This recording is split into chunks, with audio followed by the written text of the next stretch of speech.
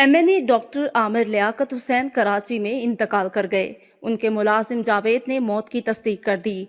आमिर लियाकत हुसैन को तशवीशनाक हालत में अस्पताल मुंतकिल किया गया था, जहां डॉक्टर्स ने मुआयने के बाद उनके इंतकाल की तस्दीक कर दी।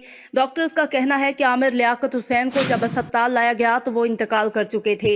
मुलाजिम जावेद का कहना है कि घर में आमिर लियाकत के कमरे का दरवाज़ा खटखटाया गया, ताहम अंदर से कोई जवाब मौसूल नहीं हुआ।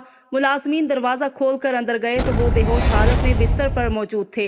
इसके फौरी बाद उन्हें इस अस्पताल मुंतकिल किया गया। मुलाजिम जावेद ने बताया कि गुज़िश्ता शब आमिर लियाकत ने सीने में दर्द की शिकायत की थी, जिस पर उन्हें डॉक्टर के चलने का कहा, ताहम उन्होंने इनकार कर दिया। आमिर लियाकत हुसैन को उनके अपने आबाई घर खुदादाद कॉलोनी में अस्पताल मुंतकिल किया गया। दूसरी जानिब आमिर लियाकत के इंतकाल के बायस कौमी असम्बली का इजलास कल शाम 5 बजे तक मुलतवी कर दिया गया।